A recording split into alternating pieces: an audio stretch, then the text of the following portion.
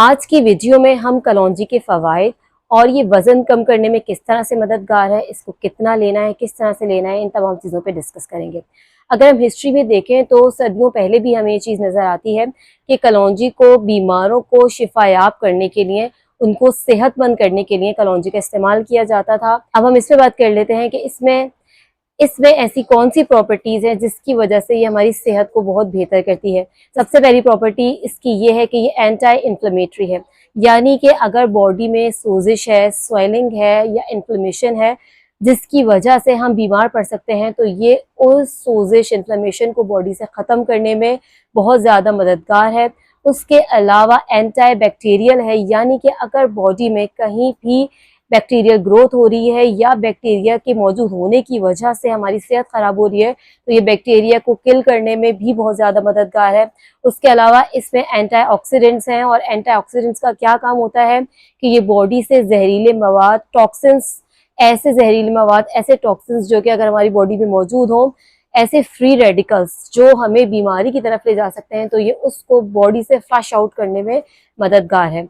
तो ये इसकी प्रॉपर्टीज़ है जिसकी वजह से ये हमारी सेहत को बेहतर करती है, और जब हमारी सेहत बेहतर होती है तो वज़न कम करना भी हमारे लिए बहुत ज़्यादा आसान हो जाता है।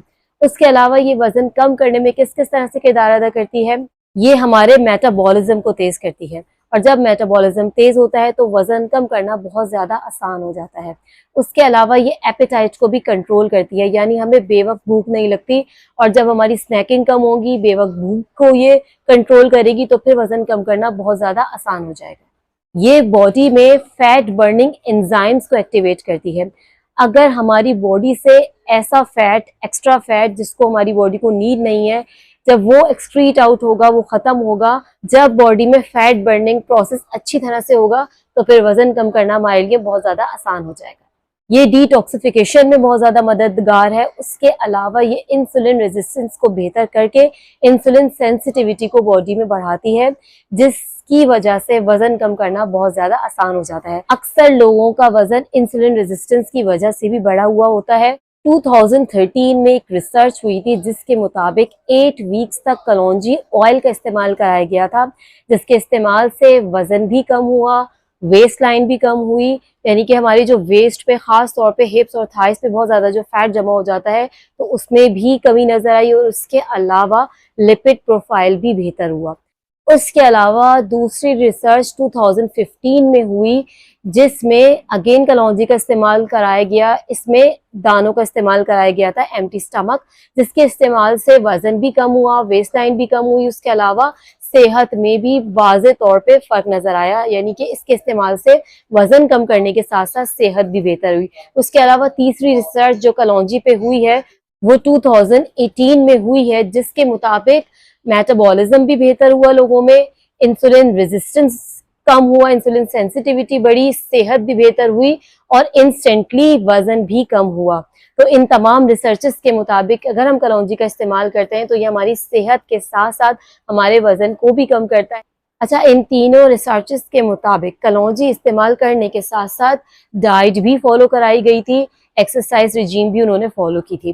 तो कलौंजी, एक्सरसाइज और डाइट के साथ इन तीनों चीज़ों को लेकर अगर हम चलते हैं तो हम आसानी से अपने वजन को भी कम करेंगे और सेहत भी हमारी इम्प्रूव होगी। अब इस पे बात कर लेते हैं कि इसको किस तरह से इस्तेमाल करना है और कितना इस्तेमाल करना है। कलौंजी को जब हम स्टार्ट करेंगे इस्तेमाल करना, वैसे 1 टीस्पून एक दिन में आप इस्तेमाल कर सकते हैं, लेकिन जब आप इसका इस्तेमाल शुरू करेंगे तो एम्प्टी स्टमक आपको 7 से 8 दाने कलौंजी के चबा के इसको खा लेना है। उसके बाद नीम गर्म पानी का इस्तेमाल करना है, और फिर अपनी डाइट जो भी आप करें उसको फॉलो करना है, और एक्सरसाइज को भी फॉलो करना है। तो और वैसे सेहत को इम्प्रूव करने के लिए भी आप कलौंजी का इस्तेमाल कर सकते हैं। आप इसको अपनी सैलेड्स में डाल के इस्तेमाल कर सकते हैं, स्मूदीज पे डाल के इस्तेमाल कर सकते हैं।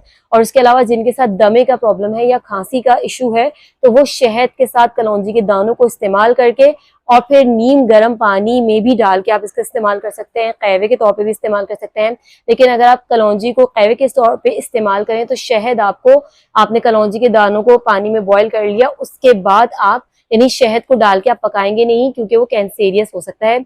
इसलिए शहद का इस्तेमाल अगर आप कहवे के तौर पे इस्तेमाल करते हैं तो शहद का इस्तेमाल आप बाद में करेंगे। ठीक है, तो इन तमाम तरीकों से आप कलौंजी का इस्तेमाल कर सकते हैं, और ये ना गर्म होती है ना ठंडी होती है, जैसे कि मिथ्स इसके हवाले से हैं।